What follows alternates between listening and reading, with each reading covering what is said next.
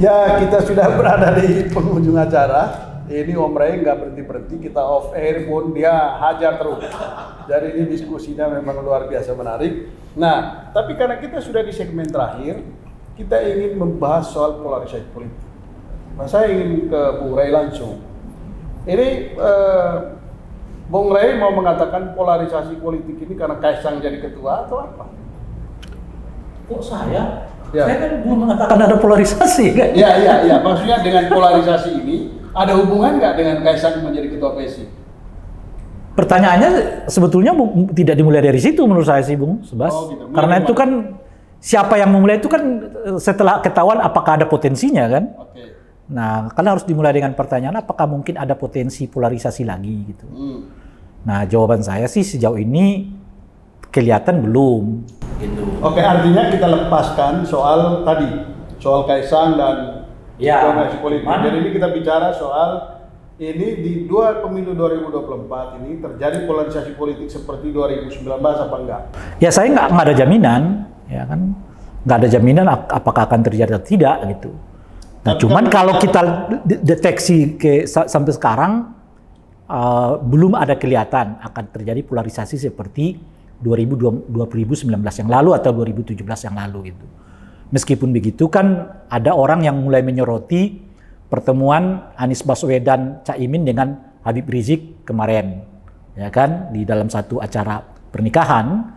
Lalu ya orang yang masih ingat segar pikirannya di Pilkada DKI, pemilu 2014 dan Pilpres 2019 yang lalu, ya tentu saja mulai agak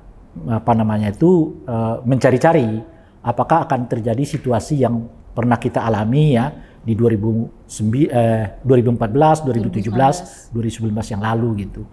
Nah, ya saya tidak tahu pertemuan itu seperti apa dan seterusnya itu, tetapi keresahan ini kelihatan mulai muncul juga di kalangan masyarakat. Dan oleh karena itu ya memang harus diutarakan dengan tegas bahwa pola-pola yang seperti itu harus kita hindari gitu. Itu pertama. Nah, yang kedua, saya kira politik ini akan sehat kalau tidak ada unsur menyalahkan pilihan orang gitu loh. Apalagi misalnya pilihan orang itu disalahkan dengan pondasi keagamaan, itu lebih bermasalah lagi. Karena bagi siapapun di Republik ini agama adalah hal yang sangat fundamental. Jadi kalau Anda sebut dia bermasalah karena pilihannya, dia bermasalah secara agama karena pilihannya, pasti ada perlawanan terhadap pilihan itu, dan itu bisa menimbulkan ketegangan yang kita inginkan gitu.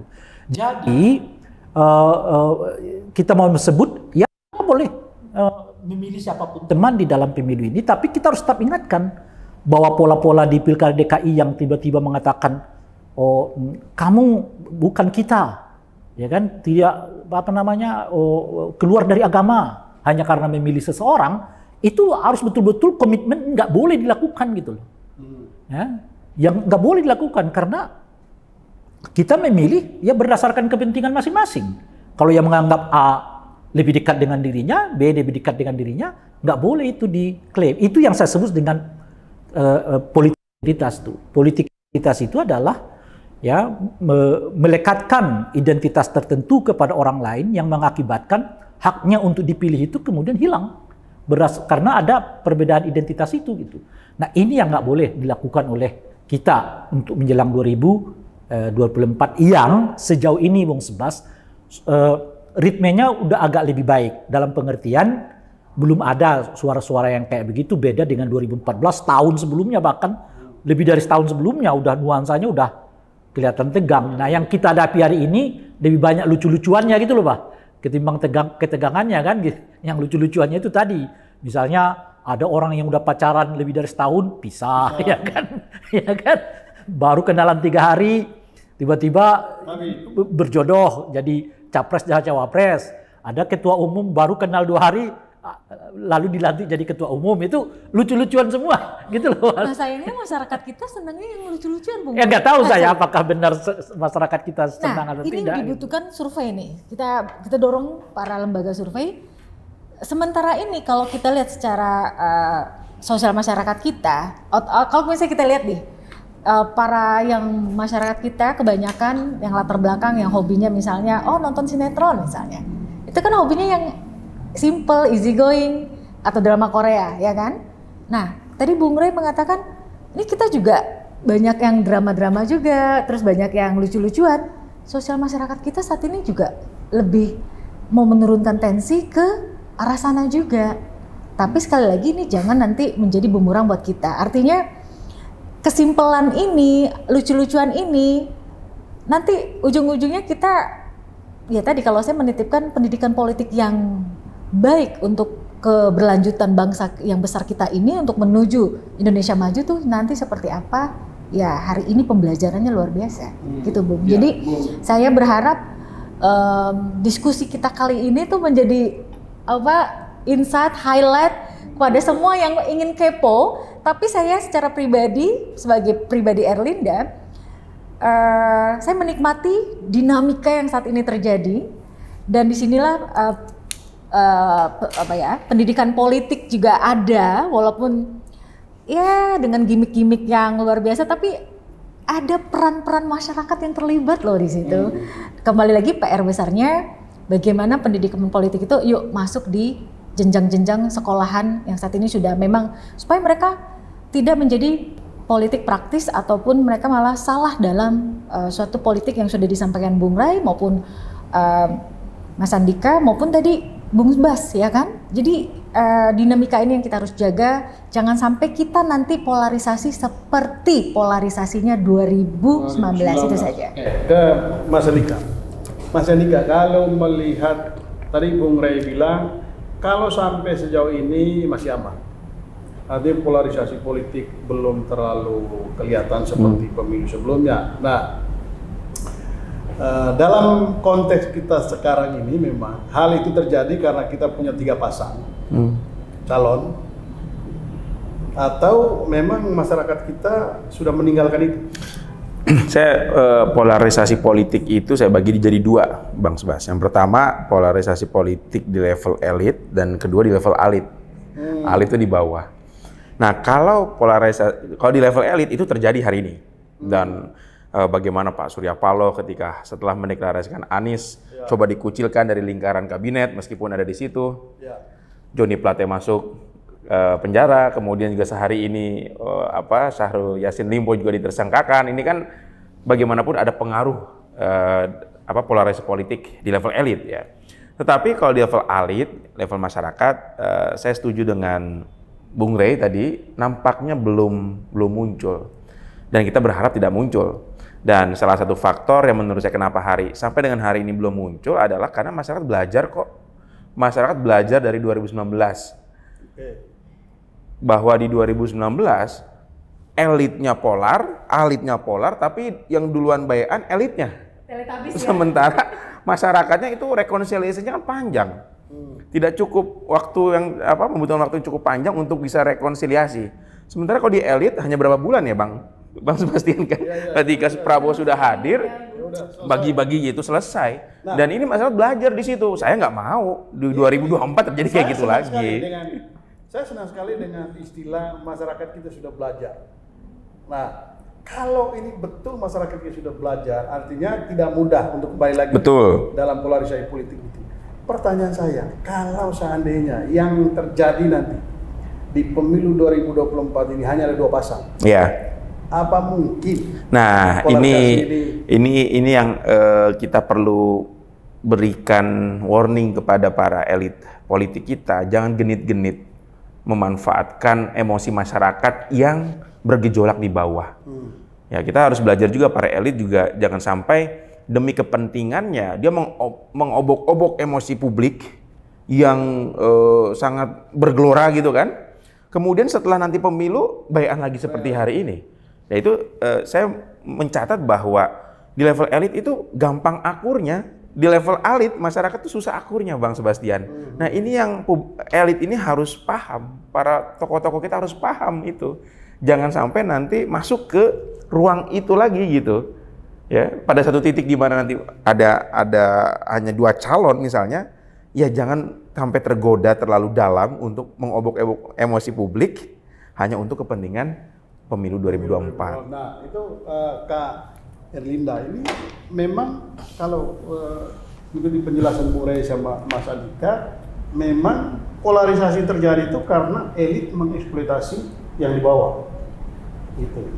Bagaimana secara sebagai seorang sosiolog melihat fenomena itu? Apakah hal seperti itu masih mungkin dimanfaatkan di 2024 ini? Iya, kerentanan publik kita saat ini adalah mereka tidak cukup pendidikan politik, itu satu. Itu kita akui harus, ya kan? Kerentanan berikutnya adalah kelelahan para masyarakat kita saat ini, siapapun levelnya ya.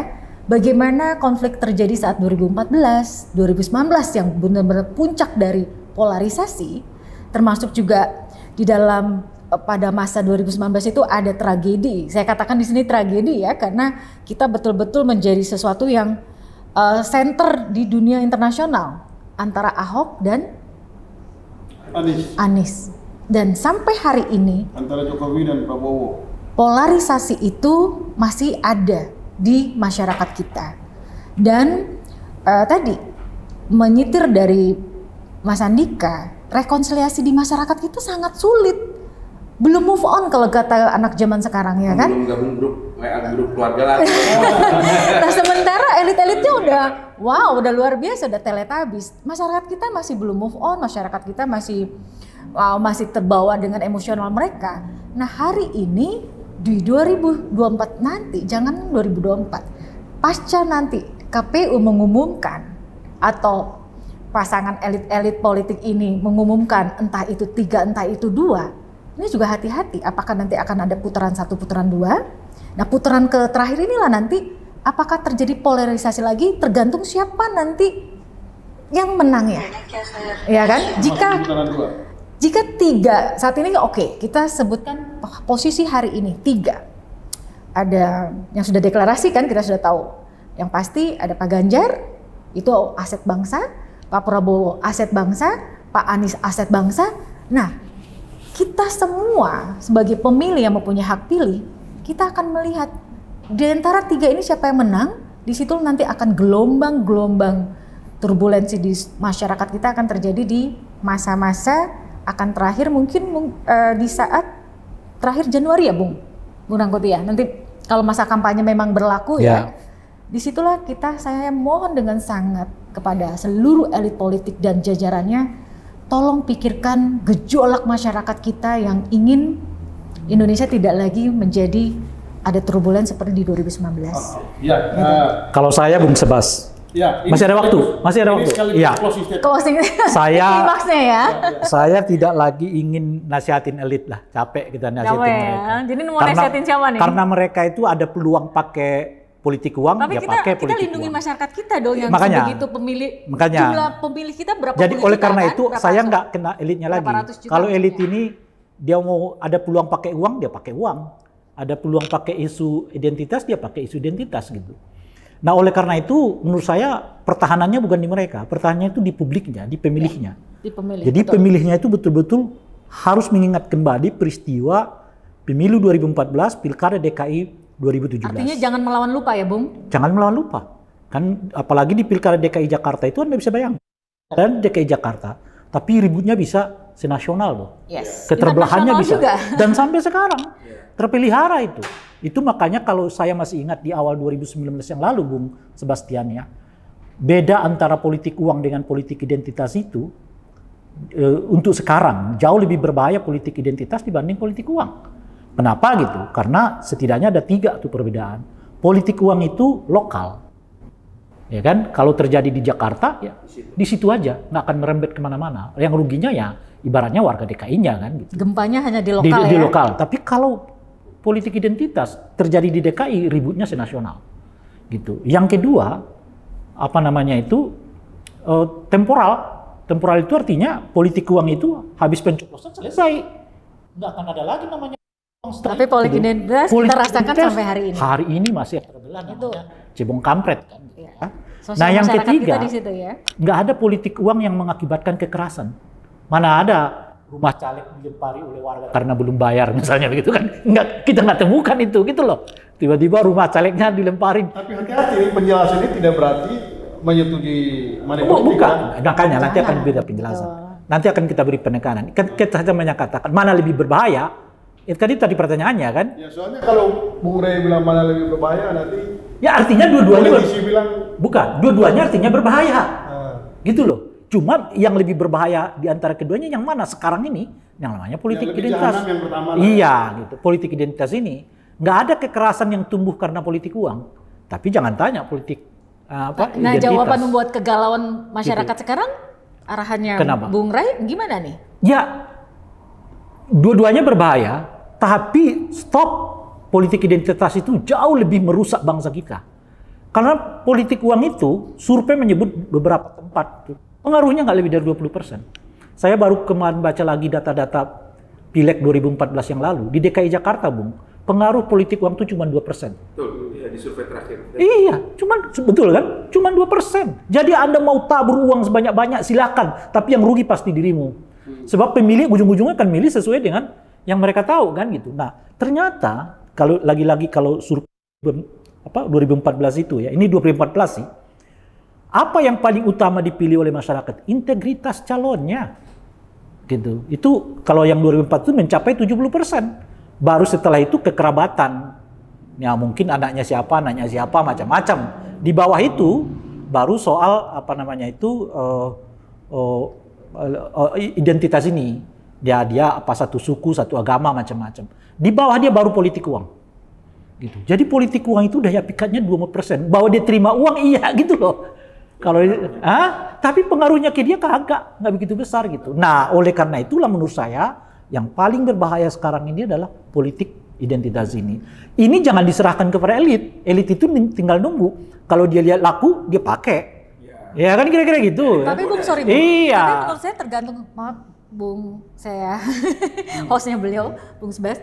Jangan salah, politik masyarakat kita juga kan saat ini sudah cukup cerdas ya, karena dengan dunia makanya. dunia maya sebagainya, kan mereka juga akan melihat dari bagaimana komposisi dari calon-calon kandidat di semua partai, artinya caleg-calegnya, itu jangan salah juga, baik itu caleg untuk DPR RI, DPRD maupun DPD yang memang bebas partai, begitu Bung.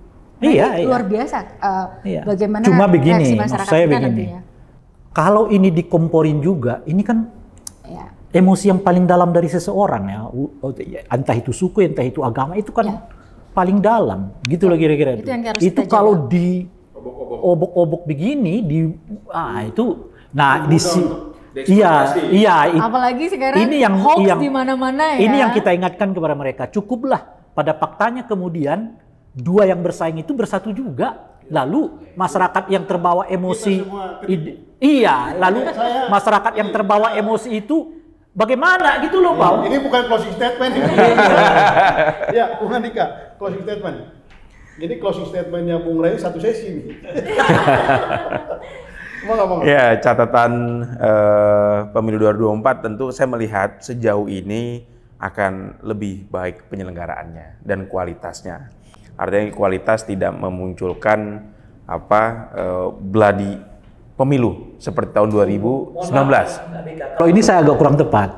Justru menurut saya kalau dari konteks penyelenggaranya, nah jadi ini justru menurut saya yang paling lemah dalam penyelenggaraan pemilu. Oke, lanjut. Ya, minimal dengan keserentakan ini, Bang. Iya, saya setuju. Saya penyelenggaranya menurut saya. Penyelenggaranya. Dalam ini bisa KPU dan Bawaslu menurut saya ini paling lemah dari ini harapan.